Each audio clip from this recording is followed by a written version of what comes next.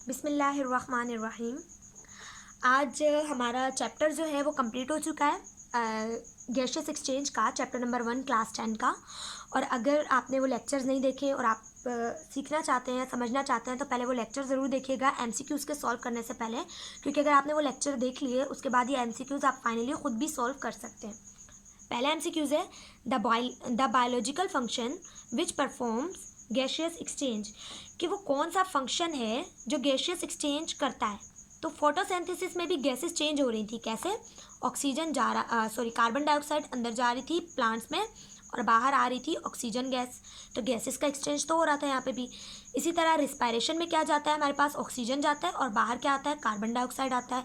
तो यहाँ पे भी गैसेस का एक्सचेंज हो रहा है। इसी तरह अगर मैं देखूँ ग्रोथ, तो ग्रोथ में तो कोई चेंज नहीं होता। आप अगर लंबे हो रहे हैं, आप मोटे हो रहे हैं, तो क्या उसमें गैसेस का एक्सचेंज है? बिल्कुल भी नहीं। ऐसा नहीं है कि आप इन्वायरमेंट से गोश्त ले रहे हैं और अपने साथ लगा कर मोटे हो रहे हैं, ऐसा कुछ भी नहीं है। तो हमारे पास क्या होता है कि गैसेस का एक्सचेंज सिर्फ इन दो प्रोसेस में हो रहा है।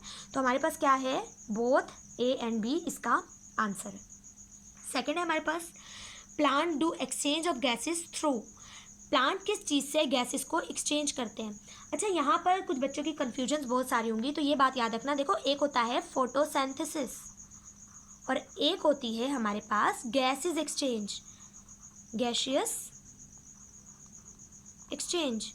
तो हमारे पास फोटोसिंथेसिस होती है सिर्फ और सिर्फ स्टोमेटा के ज़रिए। जब वो ओपन होते हैं तो ऑक्सीजन अंदर जाता है, कार्बन डाइऑक्साइड अंदर जाती है और हमारे पास फोटोसिंथेसिस का अमल होता है। लेकिन गैशियस एक्सचेंज हमारे पास इन तीनों हिस्सों से होती है। प्लांट से की गैशियस एक्सचेंज रूट से भी होती है, स्टेम से भी होती है और स्टोमेटा से भी होती है।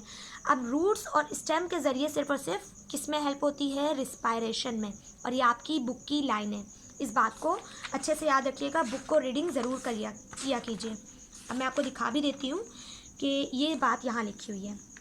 The roots and stem do exchange gases for respiration. तो हमारे पास सवाल ये है एमसीक्यूज़ में कि आपके पास गैशियस एक्सचेंज कहाँ से होती है?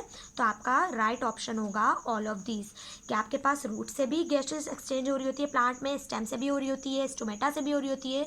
तो आंसर आएगा ऑल ऑफ दीज। अब नेक्स्ट एमसीक्यूज है each stoma is form by, कि एक स्टोमेटा, हर स्टोमेटा किस चीज़ से बना है? हर स्टोमेटा हमारे पास दो गार्ड सेल से बनता है। ये लेक्चर में मैं बता चुकी हूँ। उसके बाद है हमारे पास respiratory surface possess following properties, कि जो रिस्पायरेशन वाला सरफेस होगा उसकी कौन कौन सी प्रॉपर्टीज़ होनी चाहिए। थिन एंड वेट, कि जो सरफेस हो वो पतला हो, थिन हो और वेट हो।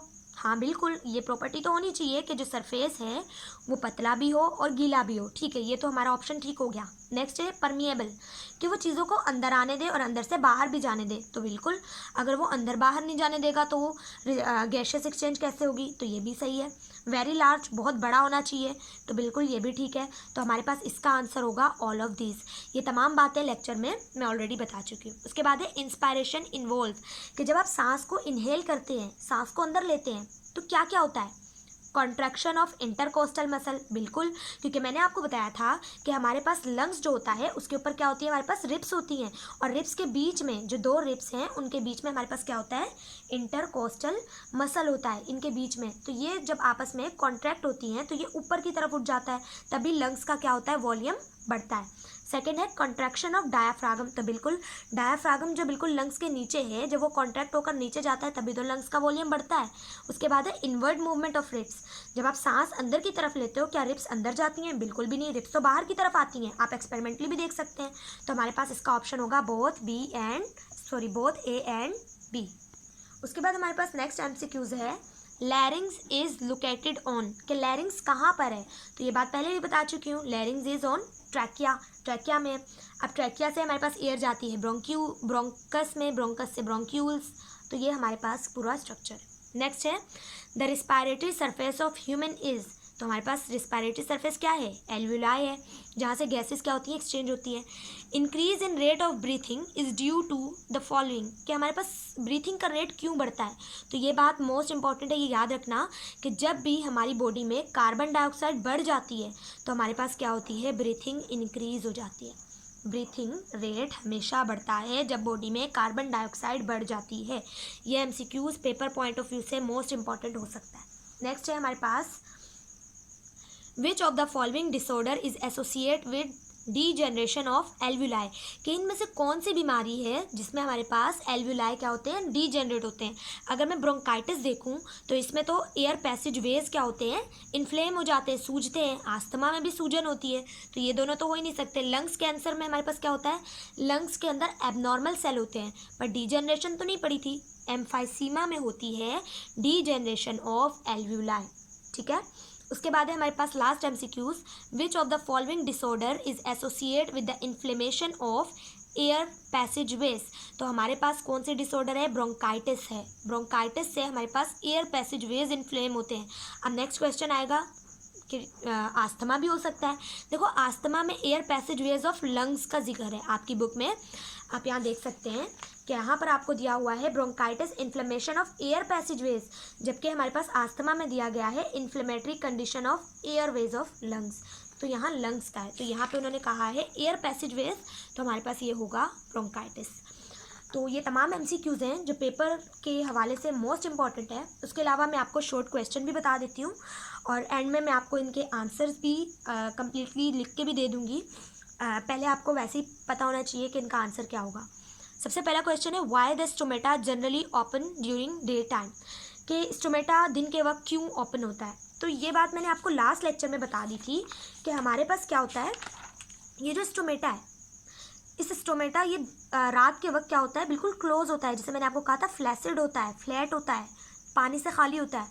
तो जैसे ही सूरज आया, सूरज की रोशनी में ये जो क्लोरोप्लास्ट था इसने सूरज की रोशनी एब्जॉर्ब की। सूरज की रोशनी एब्जॉर्ब करने के बाद क्या किया, फोटोसिंथेसिस शुरू की, जिसके नतीजे में इसने बना दिया क्या चीज़, ग्लूकोज। जैसे ही ग्लूकोज बना, पानी ग्लूकोज के पास आ जाएगा, क्योंकि पानी की नेचर है कि वो हमेशा सॉल्यूट के पास जाता है, ठीक है। ये बात हमेशा याद रखना कि पानी जहाँ भी सॉल्ट, शुगर, ग्लूकोज ये चीज़ें होती है, पानी हमेशा सॉल्यूट के पास चला जाता है। जब पानी इसमें आना शुरू हो जाएगा तो क्या होगा, हमारे पास ये चीज़ थोड़ी सी फूलना शुरू हो जाएगी। जैसे ये फूलना शुरू हो जाएगी तो हमारे पास ये इस शेप में आ जाएगा, जिससे ये टर्जिड हो जाएगा। टर्जिड मीन पानी से भर जाना, और पानी इसकी वॉल पे प्रेशर लगाएगा तो फिर ये ओपन हो जाएगा। तो अगर मुझे इसका जवाब देना है तो मैं ये बोलूँगी कि स्टोमेटा दिन के वक्त इसलिए ओपन होते हैं क्योंकि दिन के वक्त होती है फोटोसिंथेसिस, जिसकी वजह से बनने वाले ग्लूकोज के पास आ जाता है पानी, और पानी की वजह से वो हो जाते हैं टर्जिड, जिसकी वजह से स्टोमेटा क्या हो जाते हैं, ओपन हो जाते हैं। इसी तरह वो ये क्वेश्चन पूछ सकता है कि स्टोमेटा बंद क्यों होते हैं रात के टाइम, तो हम ये कह सकते हैं कि रात के टाइम फोटोसिंथेसिस रुक जाती है, जिसकी वजह से ग्लूकोज नहीं बन रहा होता, और पहले वाला जो ग्लूकोज बना होता है वो प्लांट के पार्ट्स में डिस्ट्रीब्यूट हो जाता है। तो हमारे पास क्या होता है, पानी वापस नीचे चला जाता है, जिससे स्टोमेटा क्या हो जाते हैं, फ्लैसिड हो जाते हैं, फ्लैट हो जाते हैं, और वो वापस बंद हो जाते हैं। उसके बाद है which part of plant intake carbon dioxide, कौन सा प्लांट का हिस्सा है जो कार्बन डाइऑक्साइड को लेता है एंड गिव आउट ऑक्सीजन, और ऑक्सीजन बाहर करता है। Take in oxygen and give out carbon dioxide during day time, और ऑक्सीजन को अंदर लेता है, इनहेल करता है, and give out carbon dioxide during day time, और कार्बन डाइऑक्साइड को बाहर निकाल रहा होता है। तो हमारे पास ऐसा हिस्सा कौन सा है, स्टोमेटा है ना। स्टोमेटा से हमारे पास क्या होती है, हमारे पास फोटोसिंथेसिस होती है, जिसमें क्या होता है, कार्बन डाइऑक्साइड अंदर जा रही होती है और ऑक्सीजन जो है वो क्या होता है, बाहर आ रहा होता है। Why do we have to breathe through nostrils rather than oral cavity, हम क्यों नाक से सांस लेते हैं मुंह के मुकाबले में। तो नाक से सांस लेने का एक नेचुरल, सबसे पहली चीज़ ये नेचुरल फिनोमिना है। दूसरी चीज़ ये कि नाक से सांस लेने के बहुत से फ़वाइद हैं। एग्जाम्पल, आपके नाक में हेयर्स हैं, म्यूकस सिक्रीशंस हैं, उसके अलावा सीलिया है, जिससे क्या होता है, आपके जो नाक के अंदर डस्ट, जर्म्स या डस्ट पार्टिकल्स हैं वो वहीं स्टिक हो जाते हैं, जुड़ जाते हैं, लग जाते हैं, जिसकी वजह से आपकी सांस जो हवा है वो बिल्कुल क्लीन होकर अंदर जाती है। तो पहला तो ये फ़ायदा है। सेकंड, हम ओरल कैविटी, मुंह से सांस क्यों नहीं लेते, क्योंकि अगर हम लगातार मुंह से सांस लेंगे तो हमारा माउथ जो है वो क्या हो जाएगा, वो हमारे पास सूख जाएगा, ड्राई हो जाएगा, और माउथ ड्राई बार बार अगर होगा तो हमारे पास क्या, पूरा जो पाथवे है, स्लाइवा सिक्रीशंस जो होती हैं वो हमारे पास खाने में पीने में भी प्रॉब्लम होगी और आपको खुद भी अनकंफर्टेबल फील होगा। उसके बाद है differentiate between breathing, gaseous exchange and respiration.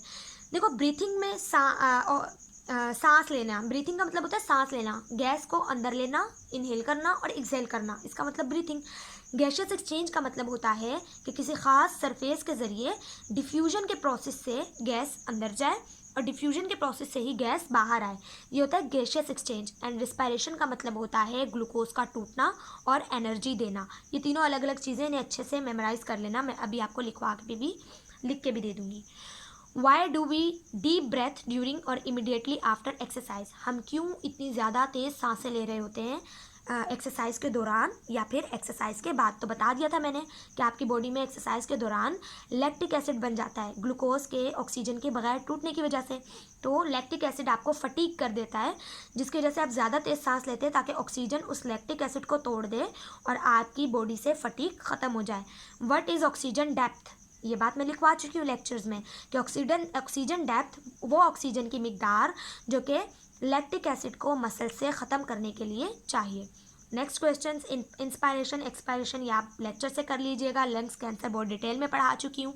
Asthma के बारे में पढ़ा चुकी हूँ मैं। Name 5 animals which use their body surface for gaseous exchange, के 5 एनिमल्स के नाम। तो आप प्रोटोजोन्स के नाम लिख सकते हैं, जैसे कि अमेबा, पैरामेशियम या फिर क्लेमेडोमोनास